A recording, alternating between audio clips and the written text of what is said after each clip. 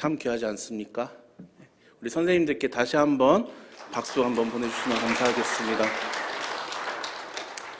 다 함께 봄을 그리다 라는 제목으로 함께 말씀을 나누고자 합니다.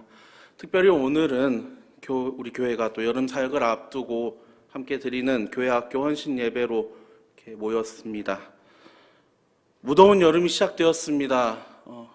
이미 저는 여름이 온 것 같은데, 한창 여름을 보낸 것 같은데 오해는 하지 마십시오. 제가 그냥 땀이 많습니다. 체질상 땀이 많아서 그냥 잘 젖습니다. 예. 건강에 이상이 있는 게 아니라요, 그냥 땀이 많은 거니까요, 너무 아련하게 애초로운 눈빛으로 저를 보지 않으셨으면 좋겠습니다. 무척 두렵습니다. 지난 6월 환경주일 오후 예배 때 말씀을 전하고 나서 한 달 만에 또 이렇게 오후 예배 때 말씀을 전하려고 하니까 오늘따라 유독 더 마음이 떨립니다. 왜 그런가 했더니 여름 사역을 앞두고 제가 긴장하고 있는 것 같습니다. 그만큼 떨리는 시간이 다가오고 있겠다라는 것이죠. 마찬가지인 것 같습니다. 아이들의 영혼의 생기를 불어넣을 여름 성경학교와 수련회가 열심히 준비되고 있고, 곧장 돌아오는 토요일에는 영아유치부 그리고 유초등부 여름 성경학교가 진행이 됩니다. 특별히 유초등부 성경학교 주제 찬양 중에 황순관 목사님의 다 함께 봄이라는 노래를 소개하려고 합니다. 우리나라 말에서 봄이라는 말은 두 가지 의미를 뜻합니다. 만물이 소생하는 계절인 봄이 있고요, 또 무언가를 애정을 담아 쳐다보는 행동인 바라봄을 또 뜻하기도 하죠. 저는 이번 여름 사역이 단순한 연례 행사가 아니었으면 좋겠다라는 생각을 했습니다.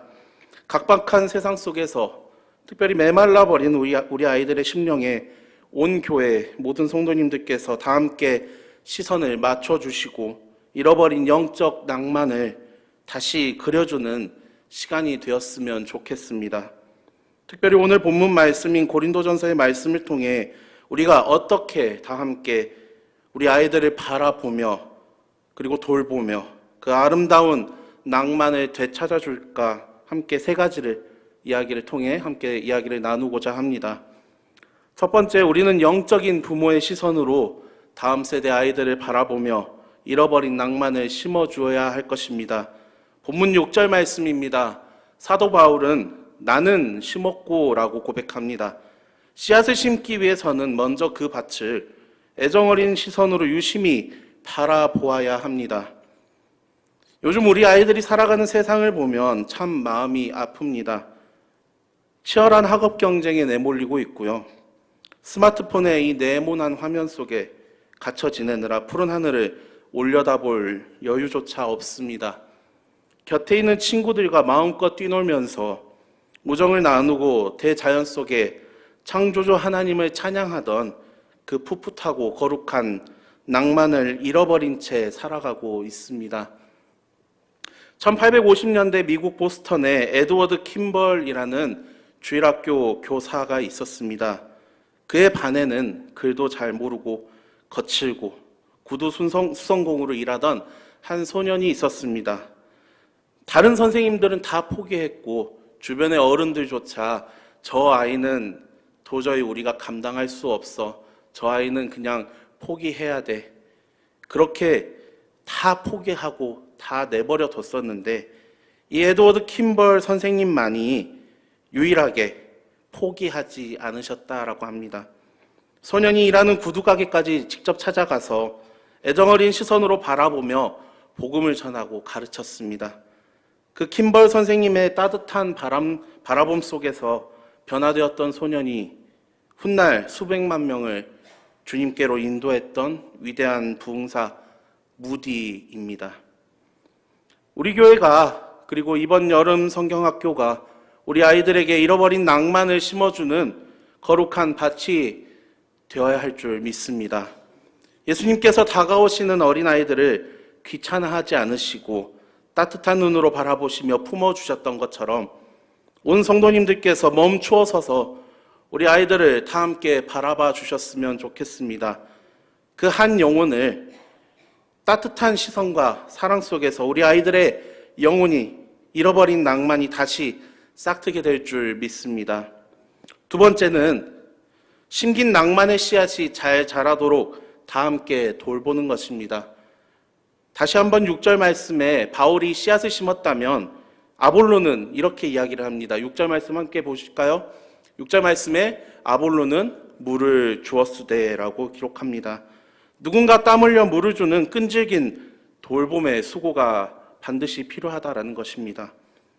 우리가 다 함께 아이들을 돌보자고 결단하기에 앞서 이 삭막한 세상 속에서 우리 아이들의 영혼을 지켜내기 위해 보이지 않는 곳에서 묵묵히 물을 주고 헌신하고 계시는 그런 분들이 계십니다. 바로 이 시간 하나님과 교회 앞에 헌신을 다짐하시고 이 자리에 앉아 계신 우리 교회 학교 선생님들이십니다. 우리 사랑하는 선생님들 참 수고가 많으십니다. 팍팍한 세상 속에서 지친 아이들을 매주 웃음으로 품어주시고 때로는 내 마음처럼 따라주지 않는 이 아이들을 바라보면서 속상함에 눈물을 머금고 기도했던 그 밤들을 하나님께서는 다 아시고 다 보고 계십니다. 시편 126편 5절 말씀에 이렇게 이야기하죠. 눈물을 흘리며 씨를 뿌리는 자는 기쁨으로 거두리로다. 이번 여름 사역을 준비하면서 저는 육신은 지치고 마음은 버거울지라도 선생님들의 그 눈물의 돌봄을 통해 아이들의 마음에 다시 한번 낭만의 별이 그려질 것을 굳게 믿으셨으면 좋겠습니다. 우리 계림교회 성도님들, 우리 이 시간 묵묵히 기도의 물을 주고 계신 우리 선생님들을 위해 존경과 위로의 마음을 담아서 다 함께 뜨거운 박수로 격려해 주셨으면 좋겠습니다.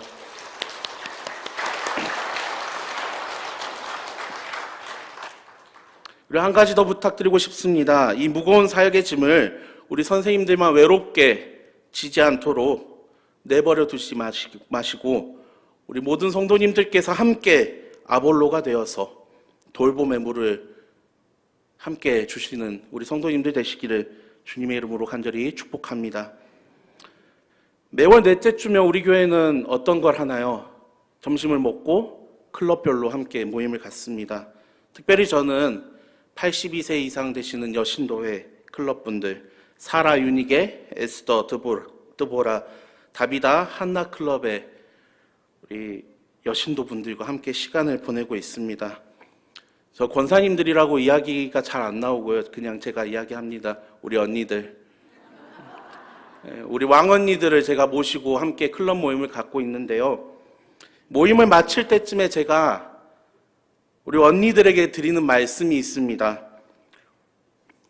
우리 언니들의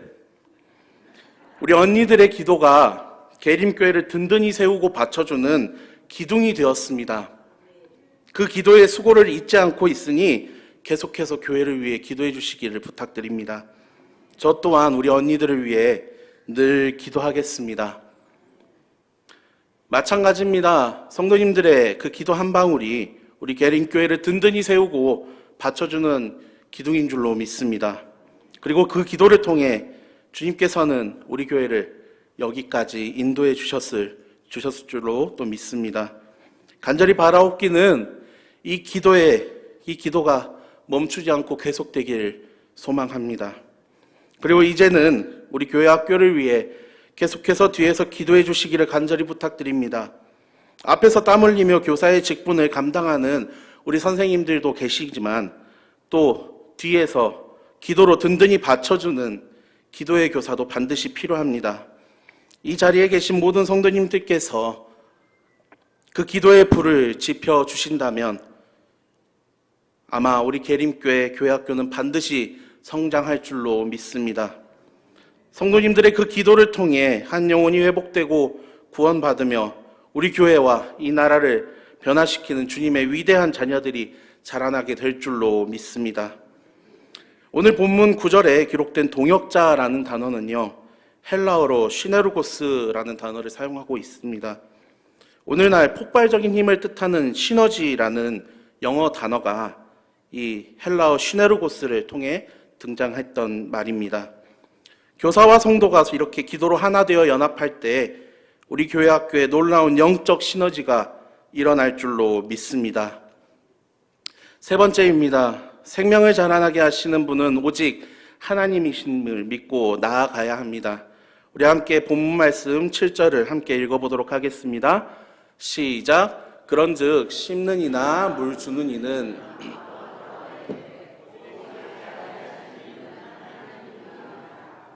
아멘. 우리가 아무리 온 힘을 다해 바라보고 돌본다 할지라도 메마른 영혼을 살리시고 잃어버린 낭만을 온전히 회복시키시는 분은 오직 하나님 한 분이심을 믿으십니까? 오늘 말씀의 원어를 또 살펴보면 아주 놀라운 사실을 발견할 수 있습니다. 바울은 심었고 아볼로가 물을 주었다, 이 두 단어의 동사는요, 단 한 번의 행동을 의미하는 과거 시제로 사용이 되었습니다. 우리의 헌신은 유한하고 짧을 수 있습니다. 그러나 하나님께서 자라게 하셨다라는 말의 이 동사, 자라게 하셨다는 과거부터 지금까지 단 한 번도 쉬지 않고 계속 이어지는 미완료 시제로 사용이 되었습니다. 우리가 보지 못하는 순간에도 하나님께서는 쉬지 않으시고 여전히 우리 아이들의 영혼을 기르고 자라게 하신다라는 것입니다. 설교 초반에 황순관 목사님의 다 함께 봄이라는 노래를 소개해 드렸습니다. 가사가 정말 짧고 단 한 줄로 되어 있습니다. 보여주시겠습니까? 꽃 한 송이 핀다고 봄인가요? 다 함께 피어야 봄이지요. 은혜로운 가사 아닙니까? 찬양은 아니지만 꽃 한 송이 피었다고 세상이 당장 달라지는 것은 아닙니다.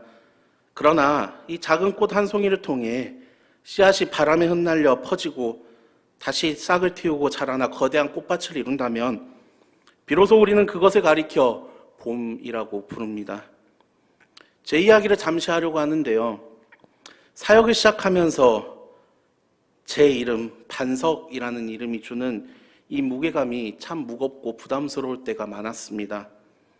의도치 않게 교회의 크고 작음을 떠나 제가 맡게 된 부서마다 기초를 다시 세우는 이른바 반석을 다지는 기초공사를 몇 차례 감당해왔기 때문입니다.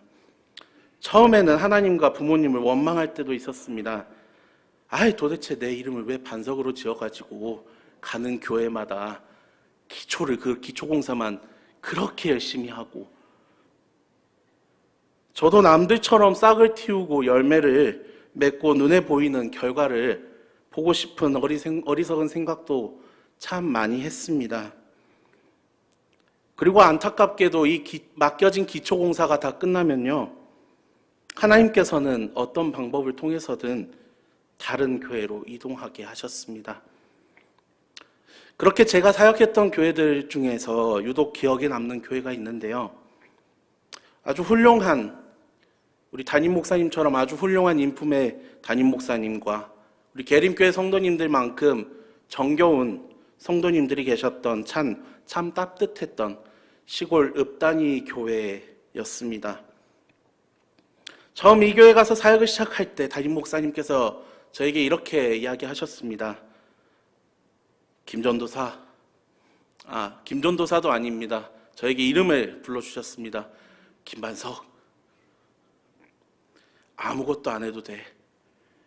그러니까 그저 우리 애들이 예배 드리는 것에 대해 중요하게 생각했으면 좋겠어. 그거 하나만 가르쳐. 아이들이 하나님께 신령과 진정으로 예배를 드리는 것을 그 한 가지만 딱 가르쳐 달라고 저에게 부탁하셨던 것입니다.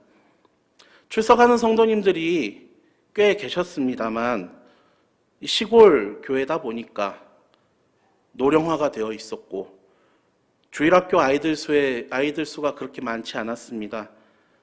그때 당시 유초등부 아이들을 섬겼었는데요. 제적 인원이 15명 정도였는데 많이 나와봤자 10명 정도밖에 되지 않았습니다. 그마저도 매주 10명이 나오는 것이 아닙니다. 어떤 때는 예배가 시작하고 끝날 때까지 단 한 명의 아이도 오지 않은 적도 있었고요. 예배가 시작하고 나서 30분이 흘렀나? 아이 한 명이 멀뚱멀뚱 들어옵니다. 그렇게 한 명과 교사 선생님 4분과 함께 예배를 드린 적도 있었습니다. 여러 사정으로 그곳에서 오랜 기간 사역을 하지는 못했습니다. 그러나 훗날 그 교회 홈페이지를 들어가 보게 되었을 때 참 놀라게 되었습니다. 제 후임으로 오신 훌륭한 선배 목사님께서 제가 있을 때 재적 인원보다 훨씬 더 많은 아이들과 함께 하나님의 말씀을 보고 배우고 즐겁게 뛰어놀고 있는 모습을 보게 되었습니다. 만약 여러분께서 제 상황이었다면 어떤 마음이 드셨을까요? 분명히 내가 있을 때 부흥됐으면 좋았을 텐데 그런 씁쓸함이 반드시 들 겁니다. 저도 그랬습니다. 기왕이면 나 있을 때 하면 좋지 않나? 하나님 진짜 너무하신 거 아니에요? 그런 생각을 할 때도 있었습니다.